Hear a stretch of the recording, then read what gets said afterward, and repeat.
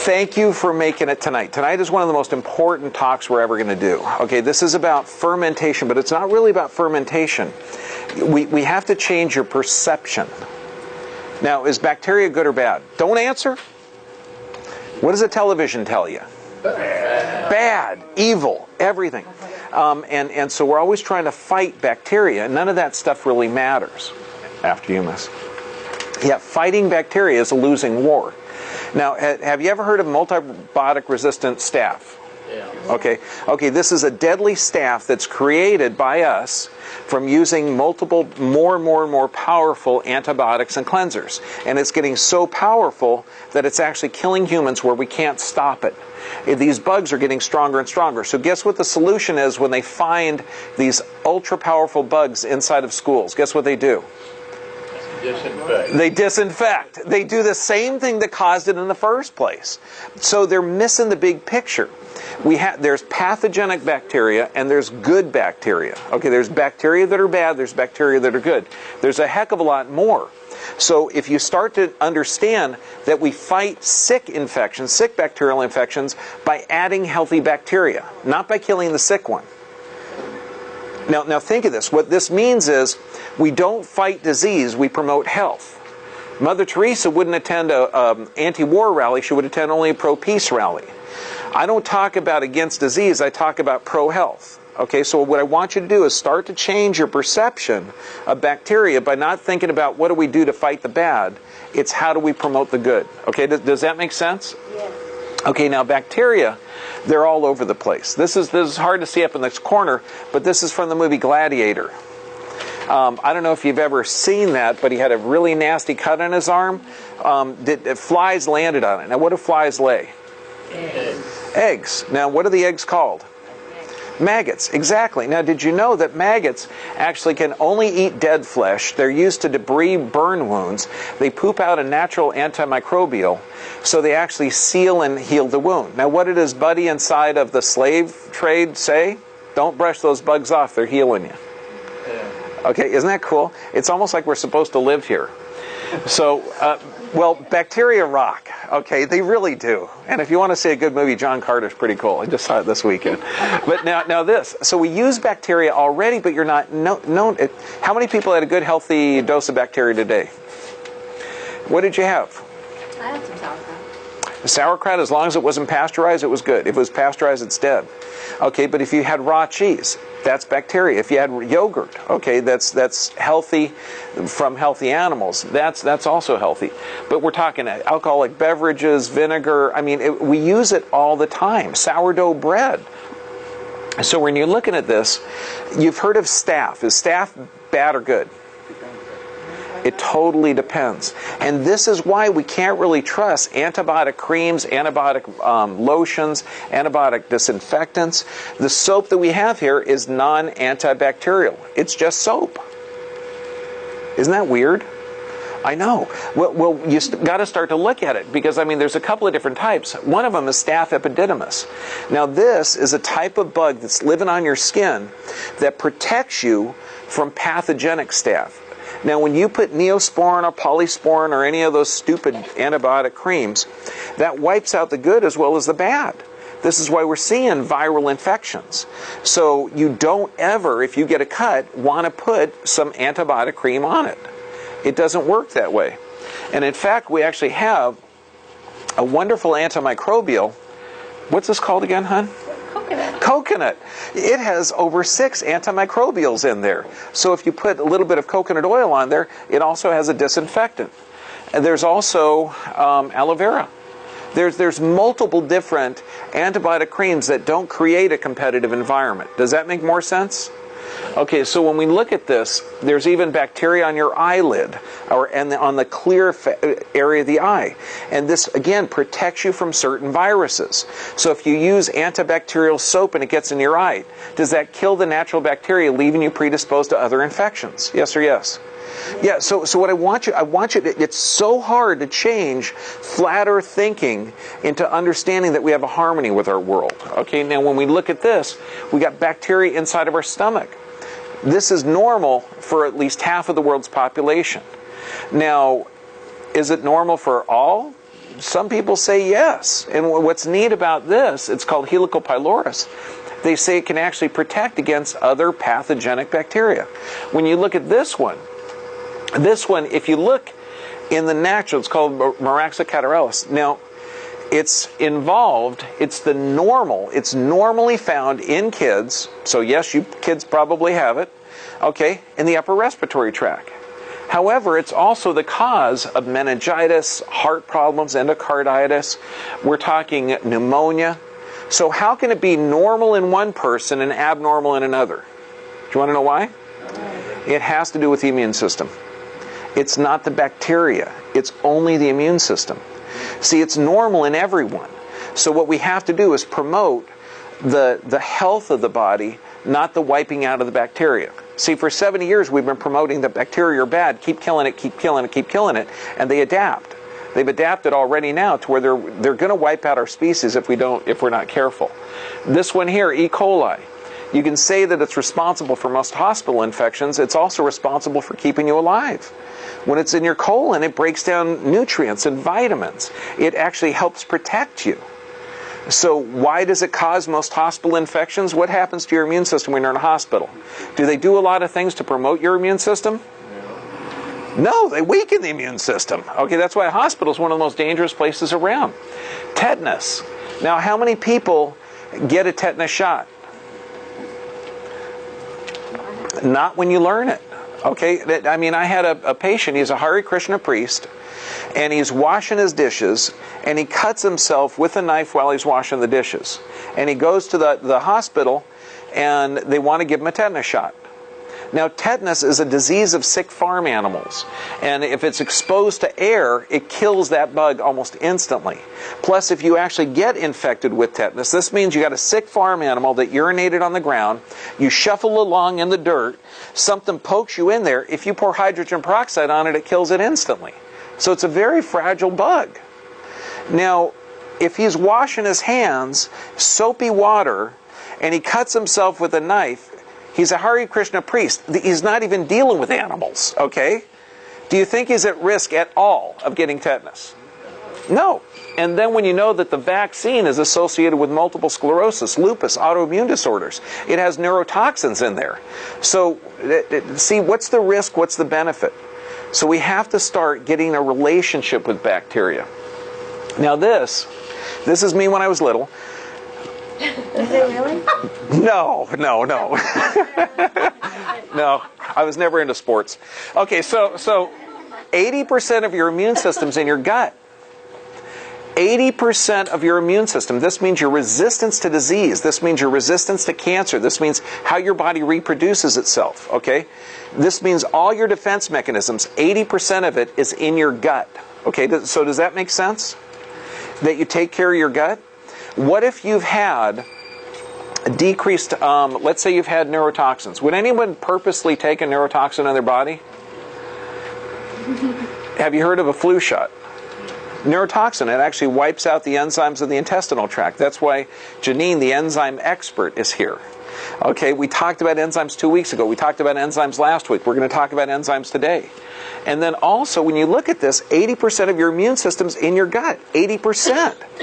So would you ever purposely take, say Gatorade? It has no neurotoxins. Or V8, no neurotoxins. We know that these things are toxic and they kill bacteria. What about chlorinated water? Would you ever take chlorinated water? Thank you so much. She just gave me a cabbage leaf. There, what religion? No, just kidding. So when you look at this, it all has to do with healthy gut bacteria. Okay, does that make sense? And the things that kill gut bacteria lead to cancer. It leads to multiple sclerosis, leads to autoimmune disorders, leads to virtually every disease that you can have, okay, if you have unhealthy bacteria. And then there's also the gut brain. When we talked about depression, we realized that 90% of the body's serotonin is produced in the gut. Now in normal ratios, normal healthy gut ratios should have 85% good bacteria, 15% bad. Okay, and that's normal. So the good guys always outwin. So now that your brain is starting to slowly shift over to bacteria being good, do you want to kill the bad or add the good? Add the good. Because you can't kill the bad. You can't kill it. It's like Arnold Schwarzenegger. He just keeps coming back. You just need more guys to beat him up. Okay, so we got to look at this. This guy here, is he eating healthy enzymes? No. Is he getting any healthy bacteria from that? No, and we realize that the French fries actually have a neurotoxin in it. We know the burger that he's eating actually has antibiotics in there, which are poisonous mold, which are going to kill the normal flora inside of his gut. Now, since he's eating this, of course, his mom probably protects him by giving him Diet Coke. That's a joke. Okay. You know, but if you know that Diet Coke breaks down into aspartame, which is again neurotoxin, and it kills the normal flora in his gut. So they're wiping out his only protection. So he's going to have trouble in school, his brain's not going to work correctly, and have trouble with his immune system. He won't be able to break down nutrients, so he's going to store it. So then he has obesity problem. And then this is the fate of 14% of Americans' kids because they're in special needs schools. So we need to stop this. The FDA, finally, they've been dragging their feet for about 40 years. Finally, they're saying that maybe we should slow down on antibiotics in agriculture. Okay, finally. You know, and which is crazy because 70% of all antibiotics are used in agriculture. So does this mean when you go get commercially produced meats that you're eating antibiotics? Yes. So this means every time you eat an animal product that's commercially produced, it's actually poisonous to your gut flora. Your gut flora is 80% of your immune system or 80%? 80% of your immune system. It is. So can you see this? Can you see why our population is getting sicker and sicker? Because we're wiping out our normal flora. Now, when we look at this, Alexander Fleming, when he discovered that bread mold would actually kill some bacteria, in 1946, 88% of staph infections were killed by it. Okay, and we're talking just 4 years later, it went down to 61% of staph infections. So are bacteria adapting in the 50s? Oh, thank you so much. Oh my gosh. I'm going to put him up here. Maybe he wanted a better seat. Okay, so there, he was probably a little hard of hearing. Okay, so then you look at this, in 1982 it's down to 10%. So I want you to burn it home. If anyone says, what do I do for a bacterial infection? You don't say you kill the bacteria, you add good. Okay, does that make more sense? You add good bacteria. You cannot kill the bad. You cannot kill the bad. You got to add the good. The American Medical Association, antibacterial soaps actually cause more problems. When you look at this, Annals of Internal Medicine, they say antibacterial soaps don't work. So when you look at when we do an entire talk on soaps, the Purell, that little hand cleaner thing, that leads to secondary infection. I mean, it's absolutely foolish to use that stuff. We had a patient in here in a wheelchair, and the nurse says, here, put this on. And I said, wait a second, if I use that Purell, I'm going to create a secondary infection. I'm going to create antibiotic-resistant bacteria and flesh-eating viruses, and then you want me to put this on and then touch your patient? I said, how about doing something that bacteria can't resist, like colloidal silver or hydrogen peroxide? And then that would be appropriate. Does that make more sense instead of using a poisonous chemical? How many people use chlorinated water? I know. Oh, thank you very much. I'm going to put her up here too. That's okay. That she's going to be a future speaker, so it's good that she's here. Now, when you look at this, chlorinated water, we're all been programmed to think that it's safe. And it's so safe, in fact, that we can actually bind chlorine to a sugar molecule and call it Splenda. Okay, I know, I'm just kidding. But the chlorine molecule breaks off, causes tumor damage and neurotoxins. But when we look at this, chlorinated water, it's supposed to kill bacteria in the water. It also binds to organic matter, creating a thing called CBPs. And this is completely neurotoxic, causing miscarriages, birth defects. And again, it destroys the normal gut flora. So this means chlorinated water destroys part of your immune system. What part of your immune system is your gut? 80%. I want to drive this point home because, by gosh, if you say, well, I don't like sauerkraut, we've got some other choices here. Imperial College London, this one just came out. They're talking about miscarriages, stillbirths, birth defects, okay, and they're just checking pregnant women. What do you think if it's going to do that to a pregnant woman, and this is just chlorinated water, what's it going to do to some normal, healthy human being? And why does it do it? Because it wipes out the normal gut. Okay, then you look at this, Colorado Springs. These guys, 30 million gallons of sewage a day, and they treat it with light. Doesn't that sound like 2012 stuff? We have a laser beam, we're going to blast this. And it is. Ultraviolet light kills bacteria, kills E. coli, kills all the pathogens. And it's super fast. And I love the comment. It was a $13 million for the ultraviolet light that the officials say. It was well worth the cost because it's quicker, more environmentally friendly, and safer for the employees. Wow. Okay, so we need to start voting and changing our laws, because if we have a system that's promoting chlorinated of the water and it's wiping out the normal gut flora and it's causing more disease, and then we have the pink ribbons where we're going to start funding money for research so we can have more chemotherapy, let's take a couple of steps back and just work on the normal immune system. Now, fermented history. The history of preserving foods has been around for thousands of years. Okay, granted, it probably started with beer or wine.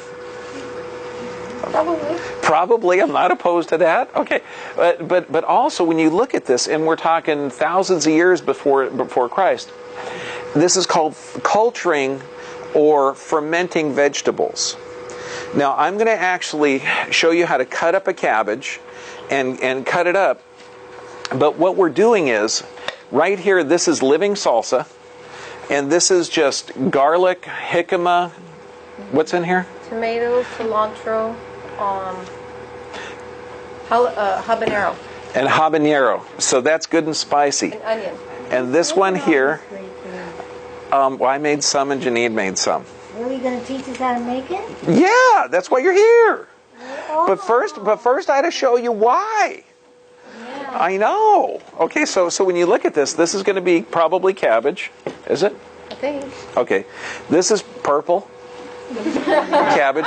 This is actually yams. Do we get to taste? So, in a moment. Gosh, you're so aggressive. Yeah, Okay. This is cabbage or cauliflower and onions and cabbage. This one's celery. This one's more cabbage. Okay, and so when you're looking at it, you can ferment any kind of vegetable. I mean, we're living in Southern California. My garden is going to explode in the next couple of months. I'm going to have more zucchini than I know what to do with. So what I'm going to do with it? I'm going to ferment it because it'll stay fresh for months. Now, what we're probably going to do, because this one doesn't taste really good by itself, but it tastes really good mixed. When we open this, there's a fermenting process inside.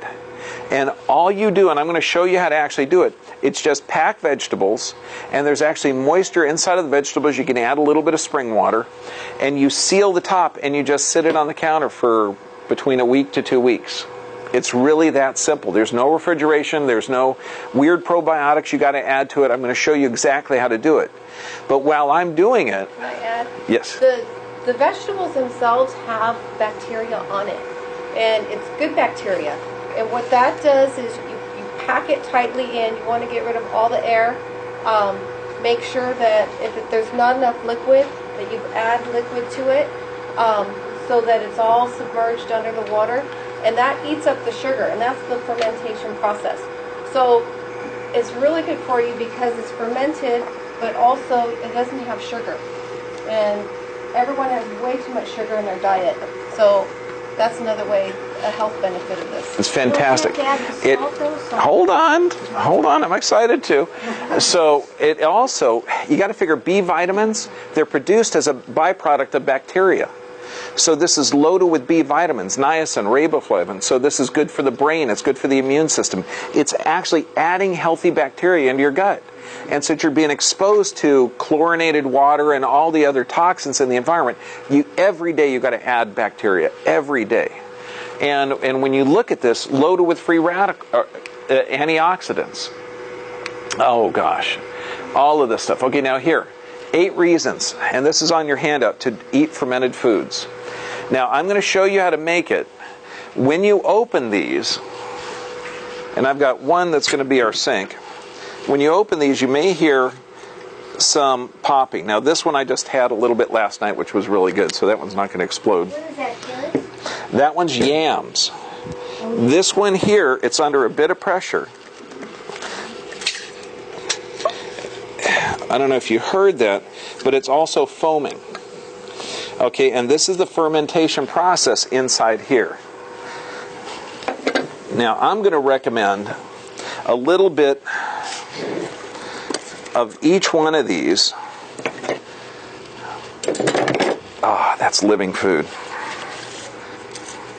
Maybe some of the celery. Oh, the celery was just fantastic. Now Janine's going to put a little bit inside each cup. I'd recommend 2 or 3 of them at least, because they're just darn good. Dr. Bundy, I have Yes, yes. So when you say fermented, what's the difference between them preserving it through the fermentation process and when we buy something that's jarred in the store, like pickles? That's one of the differences, okay? First off, because I'm going to describe why. Because right now, these have not been pasteurized. When I say living bacteria, there is living bacteria on here. And that's what you want. You want to get more living bacteria in here. Now, this one here, I don't know if you can see, but the lid on the jar is bent.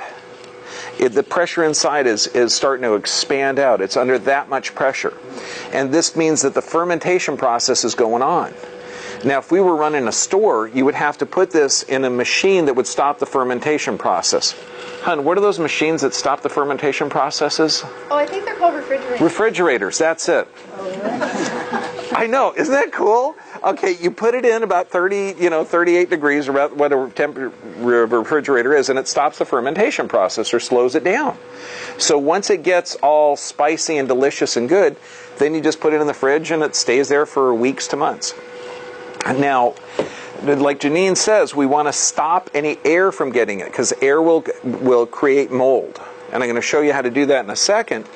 However, when you're doing, if there is mold on it, you just throw the mold away and eat the stuff underneath. Now, so you want it with no air inside of it. But now this, I'm going to show you how to make, this is called a cabbage. Oh, the 2 kids were just left. I was showing them how to make it. So what you want to do, you want to remove a couple of the leaves first. And you're going to use these leaves. Well, I gave it to a couple of kids to play with. You're going to use these leaves to seal the top. Now, I don't know if you've ever used a cabbage before. How many people have ever made their own homemade sauerkraut? So you want to cut out the bottom, and the leaves are very tightly around. Now this is not chlorinated water, this is filtered water, and you just rinse the cabbage. Then you want to save some of the leaves because they're going to go on top.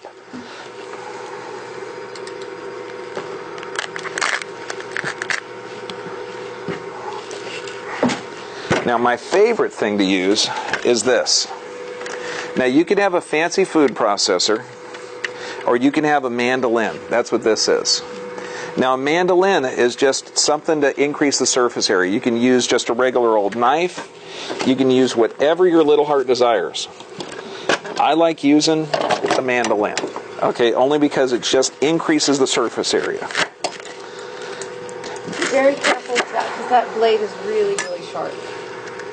Okay. No, I'm telling you, because a lot of people... Right. Yeah, I'm a chiropractor, so I use my hands, so I got to be careful. Yeah, they do come with protectors.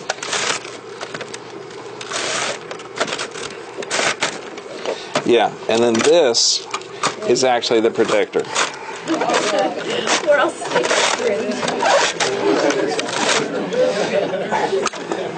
I know, I guess my hands are important. So then, when you start cutting it up, if you have any leftovers, it's just slicing it small, just to get the surface area. That's the only reason you're cutting it up. Is that a good knife? And if it is, where'd you get it? This is my favorite knife. Is that what you call ceramic dye? Yeah. Where did you get it? This one I got at the swap meet. And then I was really nice. I got my sweetheart one from Harbor Freight Tools, which is really cheap. Yeah, Did you but get it online, you mean? no, you can get it from any kind of store. But I like, what's the advantage of the ceramic knives? The ceramic knives don't oxidize the vegetables as much when you cut them. So when you cut a vegetable and it gets kind of like dried out at the end, the ceramic knife doesn't do that as much. It kind of preserves the end a little bit more.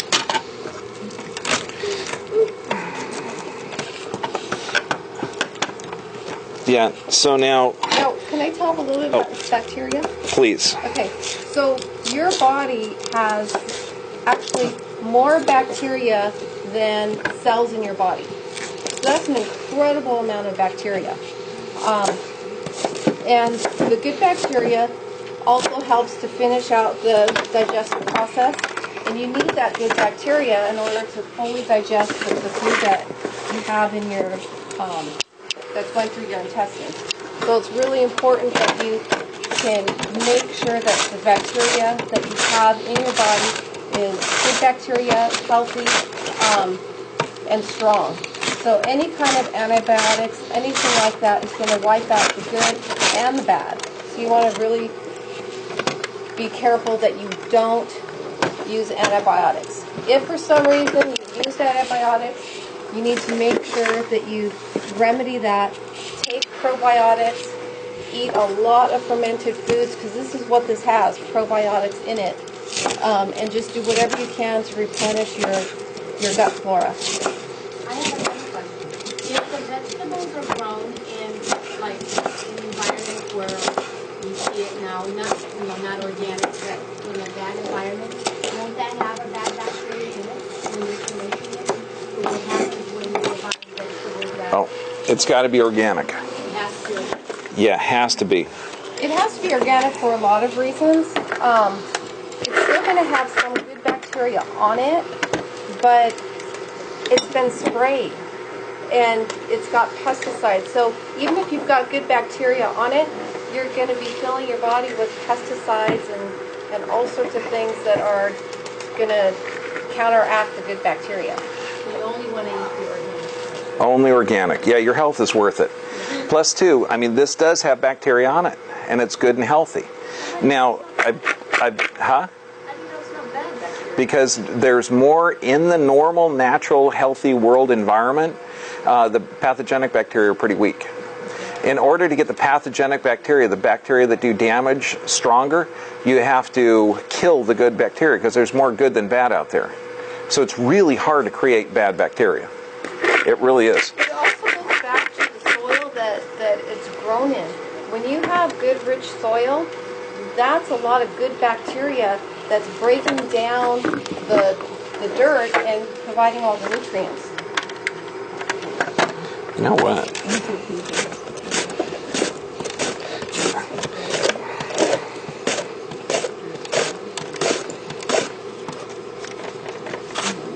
Yeah, now, just for fun, and this, I want you to get creative. When you're creating fermented foods, like Janine put some habaneros in there. You know, she likes spice. I used a bunch of yams because we have a farmer that comes here and he gave us a couple of crates of yams. So I wanted to use them up. So just anything, any kind of vegetable you can use as long as it's organic.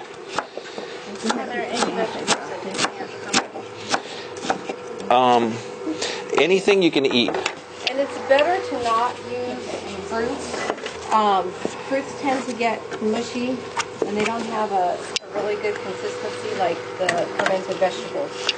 Okay, now you can do two things on this. Normally you would just salt it for flavor. Okay, you don't need salt for preserving or any of that stuff. Or you put a little salt on it and let it sit for a couple of hours so the salt will actually draw the water out because you do need fluid in it. Or you can be impatient, okay, like I am, because I normally don't have a lot of time to do it. So this is an entire head of cabbage and 1 bell pepper. So what do you think? Teaspoon of salt, maybe a little bit more, a little bit less? A pinch? Well, I'm going to do... I use 3 teaspoons per quart. Huh? For vegetables. 3 teaspoons. 3 teaspoons? Okay, so this one's about a quart. I like a little salt, but not a whole bunch. So what I'm going to do, I put a little salt in here. Looks like a pint. This is a pint glass. I know, hold on. Now I'm going to make salt water. Only because I can diffuse it in there, the solid, or I can just mix it up with salt water and just spread it around.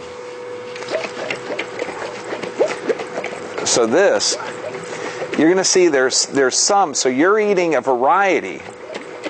Some of it's spicy, some of it's not. Okay, oh, did you give them the habanero? Oh, okay. Yeah, there's some stuff in there that's really good, because I like it spicy. Okay, now I'm diffusing some salt water in here, so to make it really easy, just because I think it's a better idea. Pour it in there. Oh, that's great. I know. Then you mix it up, because you want it diffused out. You gonna let it sit like that? You could let it sit, but again, I'm not that patient. Okay? It's okay?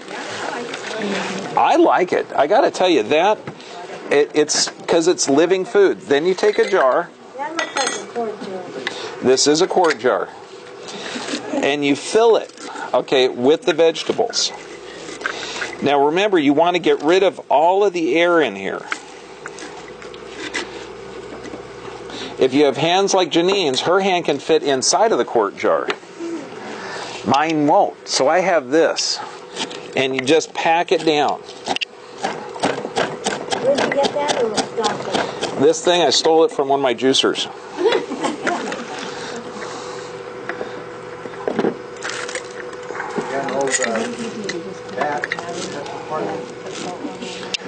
Yeah, kinda. A bat would do. Yeah, one of those little free bats they give at the Dodger stadiums on bat night. I think they stopped bat nights. Okay. Would it be better to chop it fine? Yeah, if you're more patient, because just chopping it, it increases the surface area. Now I'm packing it really, really hard because I want it completely filled. And what you want to do is you want to have the fluid or the moisture inside of there come up to the surface. So you only use about a teaspoon per quart of, a teaspoon of salt per quart of water? No, to use salt to taste. Now, since you're using sea salt, you can use a lot if you want. You can use a little. Sea salt doesn't raise blood pressure. It doesn't do any of that. Now, I'm pushing this down, and I don't know if you can see, but there's fluid that goes all the way up to the top. Okay, so now none of the vegetables are going to be exposed. Then you take these beautiful leaves that you saved in the start, and you fold them up and you push it down on top.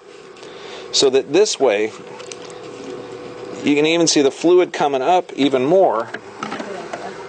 Why do you have to put that on top? Because what you want, you don't want any of the vegetables exposed to air. Because air can create mold. Now, if it gets moldy, guess what you do? Just throw it away. You cut off the mold. The water, you put it up until it's completely covered the vegetables. And how often do you eat it? Any time? All day? You can eat it for breakfast, you know. I mean, yeah, you got to figure 80% of your gut has to be healthy bacteria. And you can make it spicy, you can make it not spicy, you can make it salty, not salty. Now this one here, this is it. This is literally ready. So now I put it up on a shelf, okay, not cold, and over the next week or so, maybe a week, 10 days, depending on how hot it is. We're now in springtime, so it may take a little bit longer. But, you know, we open it up, try it. If it doesn't taste good or fermenty or it's not spicy enough or not fizzy enough or not soft enough, then you put the lid back on and put it on the counter. But that's amazing that it tastes that good without you Nothing. There's no vinegar. There's nothing necessary.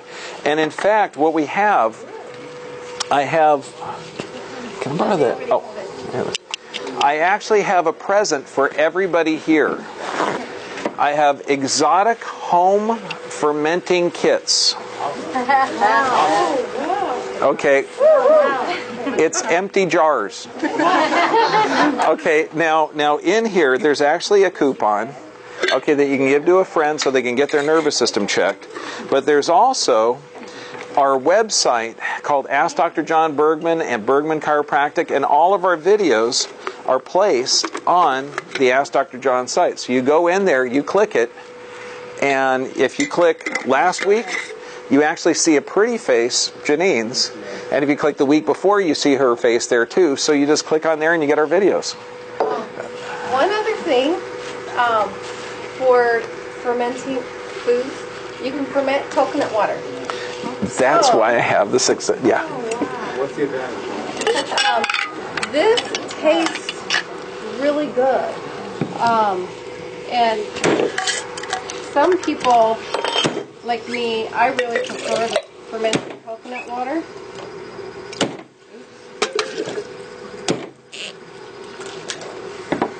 What So- a strong lady.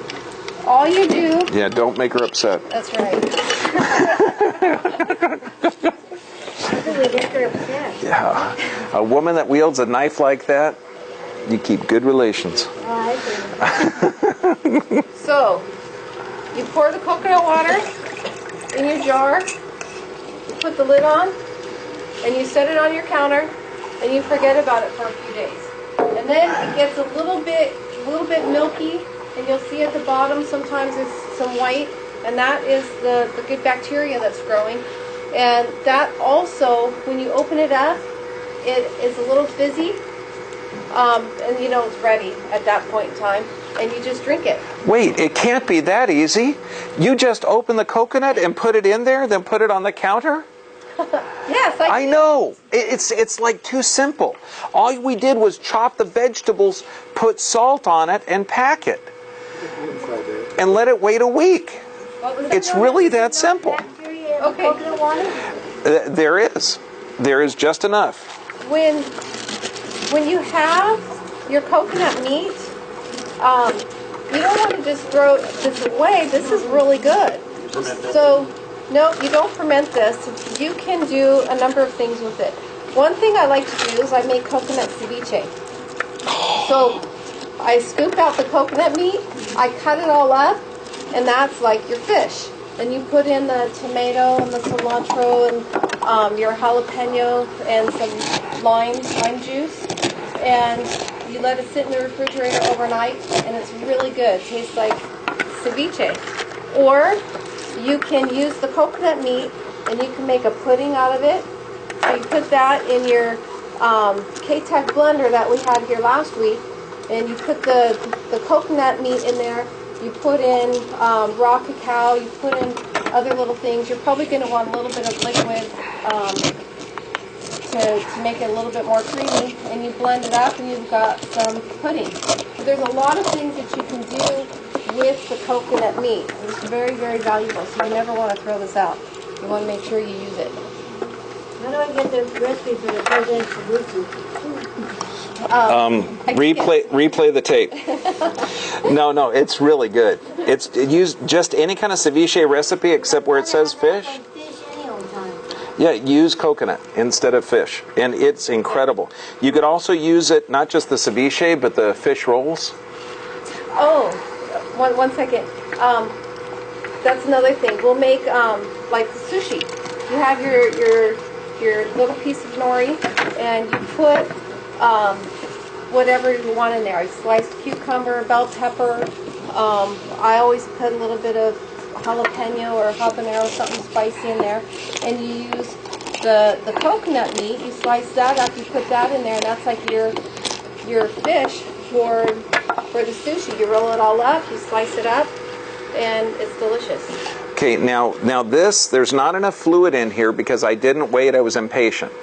If I waited till tomorrow, there'd be fluid up here and I could pack it down. But I'm just going to put a little fresh spring water on there to cover the veggies. and then pack it down a little, just so long as there's no air there. There's no air there, it's totally hunky-dory. So where is the water all the way on the edge? Almost. What was that? What has that jalapeno no. in it? When you put your coconut water in the jar, you put the lid on really tight. It doesn't mold or anything. You don't have to worry about that. One of the things that I like to do with it is I carry a probiotic powder, and I mix the probiotic powder in with the coconut kefir, and it tastes like a milkshake. It tastes really good. So now the water is just barely above the veggies. Then you take your leaf and you fold it up and shove it in there. And when you shove it in there, you'll see the water come up actually over it. Now the vegetables are going to create more water. So it's eventually going to fill up everything. And then here's the complicated step. With the lid on, you set it down and you walk away. Actually, there's one more step. What? He forgot. Especially with the cabbage, the water gets really red, like you can see, and it's purple and it stains. So before you put it on the that's counter, right. That's right. you want to put it like on a tray, like a cookie sheet or something, because sometimes when it's fermenting, the liquid will seep out. It will. It'll actually leak out the lid. That's awesome. Yeah, because you'll find it on the counter and you'll go, oh my goodness. But it's going to build up so much pressure in there because the bacteria need to live. This is 80% of your immune system. This is replenishing the normal flora. I mean, you can see it in there. It just strengthens every aspect of your life. Okay. Okay. If you want to play with them, you can. So when you look at this, to preserve them, you don't want to go through all of this trouble, which, what did it take me to chop up a bell pepper and a cabbage? About, 5 minutes maybe? Okay. You don't want to go all this trouble of fermenting food and then stick it in a plastic dish and microwave it. Okay, that's not really a good idea. So you can't microwave anything that you're going to eat. You don't want to heat it up more than 118 degrees. And if you're really efficient, you're probably going to have a thermometer. If not, if you can touch it and it's warm but not too hot, that's around 115, 118 degrees. So you can touch it, you'd heat it up slowly, make it taste better, and it's fantastically good.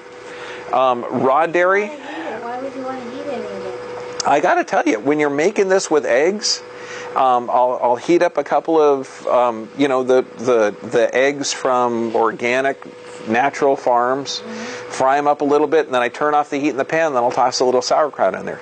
And it heats it up nice. It still keeps the bacteria alive. And anytime you heat up food, it tastes better because you excite the molecules and it hits the nose better. Raw dairy, loaded with healthy bacteria. This is why raw is good. Okay, if you have, let's say, a history of colon problems, you can't eat raw dairy. You can't eat gluten. You can't eat wheat or grains. So you have to make sure that you have a healthy gut, then you can have it. And soak grains. That's one of the best things. If you have a compromised gut, you can't have gluten and you can't have dairy products. Speak up. Oh, sorry.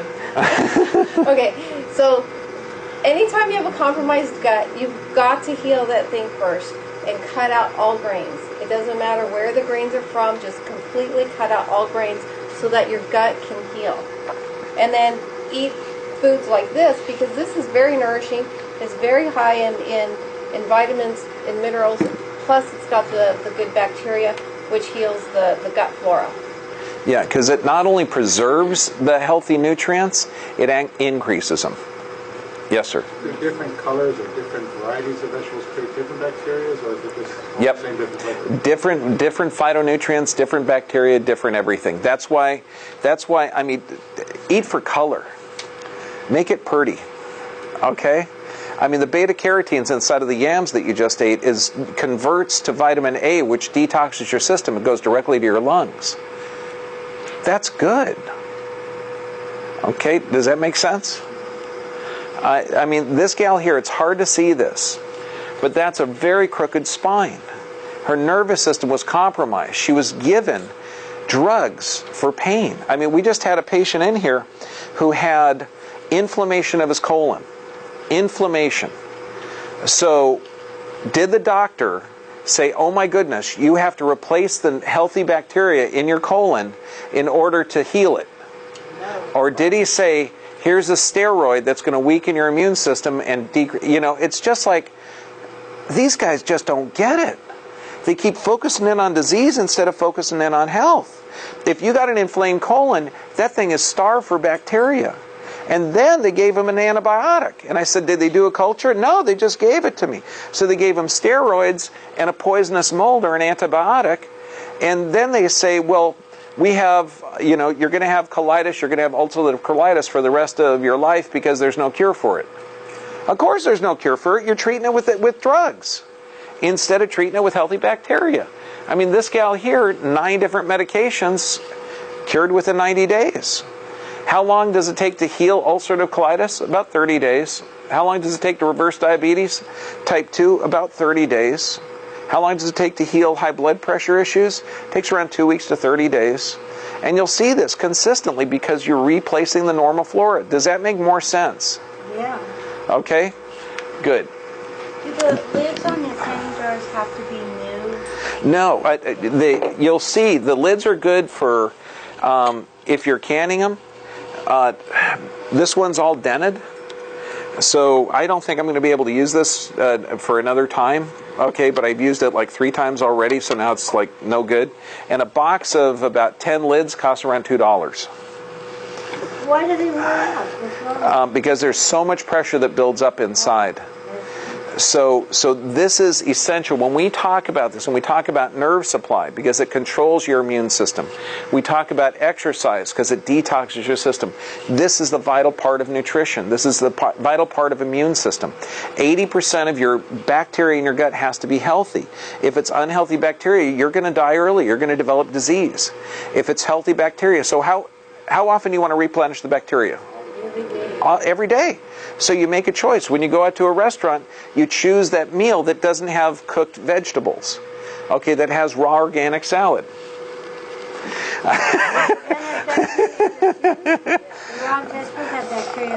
Anything raw is going to have healthy bacteria. If it's raw and organic, it's going to have good bacteria. Well, what about Crohn's disease? That can be cured with good bacteria? It's interesting about Crohn's disease. Crohn's disease is inflammation of the colon that's chronic. If you get on WebMD, they say it's incurable. If you get on the natural health websites, they say it's curable within about 30 days. What do the medical doctors do?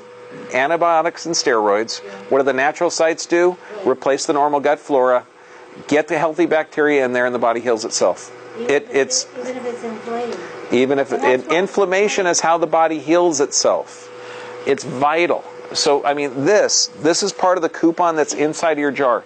Everybody here tonight gets a home fermenting kit. It's a jar. Okay, and it's got the website on it. My son is like fantastic at editing this. So he's going to, it'll probably be on the net by tomorrow.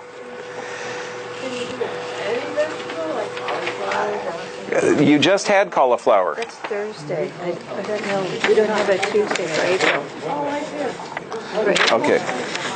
Oh. Is it back? Oh, next Tuesday? What did you put that? Okay. What did you put that hot? Now, next Tuesday, we're going to talk about enzymes, digestion, and lung health, how you can breathe disease away. So it's going to be vital. Okay? Yes, ma'am. If you cut like half the cabbage and you only use half, can you save the other half? Like you can't put it in your fridge? Or Yeah, you can do anything you want with it. You could save it, put it in the fridge. You could fry it up, cook it up. You can cut it until you get another jar. That same as soon as you cut it. No, the way normal, this would work if I was more efficient and more patient. You cut it up, you let it sit you salt it, you let it sit for a day, and the water inside would actually leach out into it, and then you pack it in the jars. But for me, I generally don't have a lot of time. So I get home, I cut it up, I got to have it jarred so I can, water the gardens, get the dog fed, Well, is it any more nutritious by letting it sit a day like that? No, it's the same. It's the same. It just makes it easier. Dan, well, first off, I'm going to answer questions in just a moment, but since we're filming, because they can't really hear the questions, next week, and well, first off, I got to thank everybody for making it here, because it takes such an effort to come here, to learn about nutrition, to learn about diet, to learn about health, because you really can't trust the television. So thank you. And then on your way out,